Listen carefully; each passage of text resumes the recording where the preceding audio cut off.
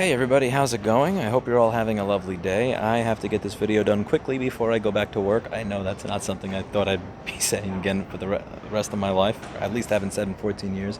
So today what I'd like to discuss is the right to repair bill in New York and how it is in jeopardy. So as you all know, the right to repair bill passed the Senate and it passed the Assembly.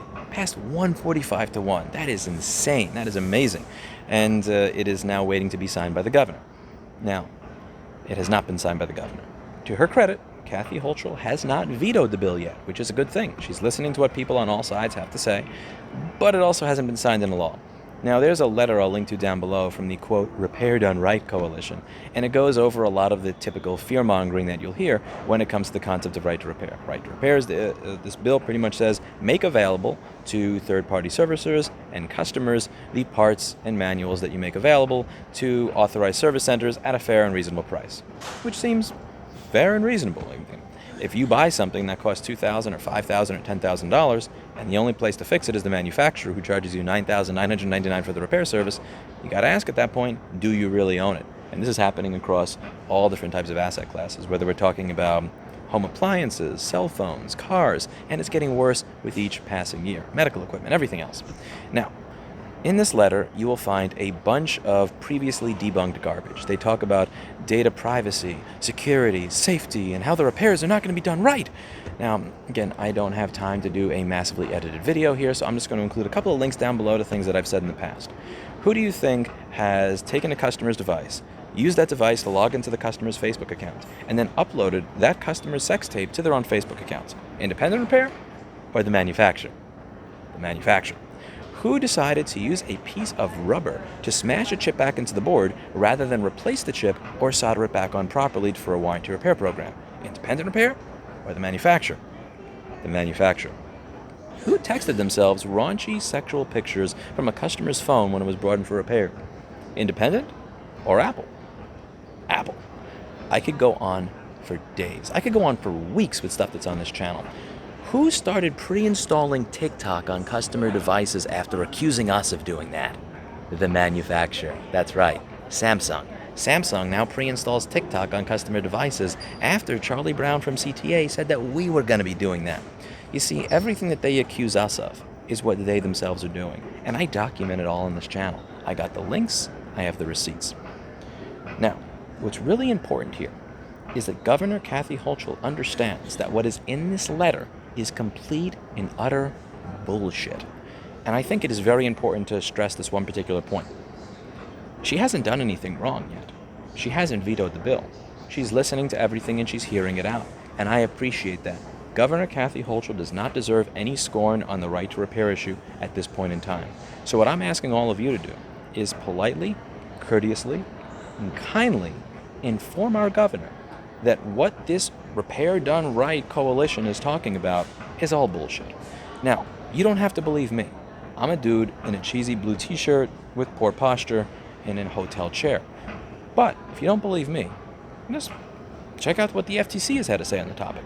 The FTC wrote a 50-page report. We've gone over it. I'll include my video going over it down below. I'll include an article from the Washington Examiner down below, and I'll include a link to the report by itself down below, where the FTC said they hope to see legislation passed by states or federally regarding this matter, that every single point the manufacturer brings up about data safety, security, privacy, all of that stuff has no evidence, and in their word, my word, paraphrasing, is complete bullshit. You can read the paper. You can see it for yourself.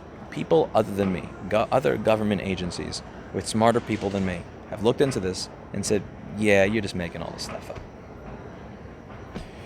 And it's a good piece of paper to have in hand when they're using the same arguments about privacy and security. In fact, one of the things the FTC paper said is that if there is a safety issue here, then not releasing the manuals actually makes this less safe. If you're saying there's a safety issue in fixing the device, then releasing the appropriate documentation would actually make it more safe for people to be able to do repairs. So maybe you should release the documentation so people can fix their own stuff.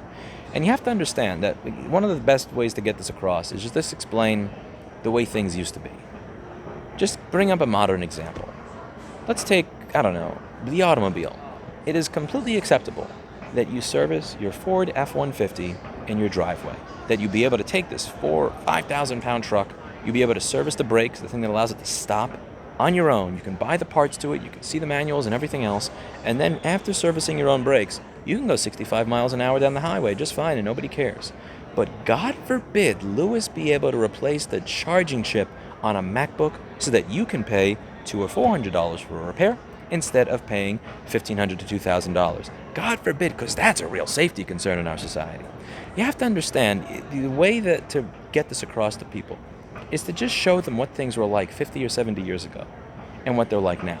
Now, we live in a world where you can replace the brake pads in your F-150 in your driveway and nobody really cares because that's grandfathered in. That came from a time where we actually had some respect for the concept of personal property and freedom in our society in a way that we really don't anymore. But when you look at that, when you read all these arguments here about safety, security, this, that, and the other, and then you just kind of rewind back to a time where things were sane, at least in this one particular area, really kind of shoots it in the foot. So here's the thing. This bill was voted 145 to 1 in the Assembly. You had people arguing about guns, about inflation, about abortion, about immigration. All sorts of stuff was being argued back and forth passionately. The one issue that Democrats and Republicans all raised their hands and went, aye, was when the right to repair bill came up. If something this bipartisan, 145 to 1 gets vetoed, that would be a real crying shame.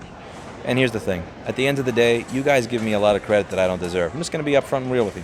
You all say, Lois, you helped get this bill passed. You got this bill. No, I didn't. You get it passed. A lot of you showed up at the Capitol building. A lot of you called your representatives. You emailed your representatives. You demonstrated why this mattered to them. When they came into your shop, you explained things to them. These bills pass in these numbers not because of me. It happens because of you. Companies like Framework that respect repairability don't come out because of me. They come out because of you.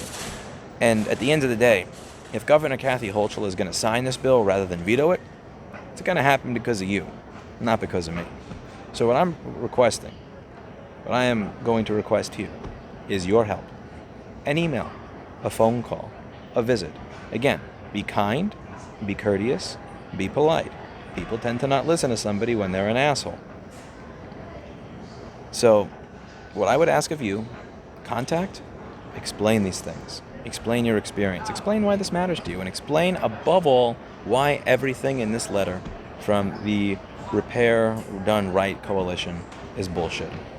And tell them, you don't have to trust me. They don't have to trust you. They can trust the FTC. Link to their 50-page report going over every single argument that the Repair Done Right Coalition is still using that are all fallacious, with detailed citations as to why they are fallacious, done by the FTC. That's it for today. And as always, hope you learned something. I've got to get back to work. Check it out. I'm at a conference.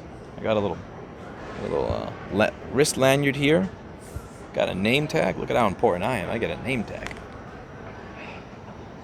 Getting used to having a job again. Anyway, that's it for today. And as always, hope you learned something. I'll see you all in the next video. Thank you very much for your help. Let's get a bill passed. Bye now.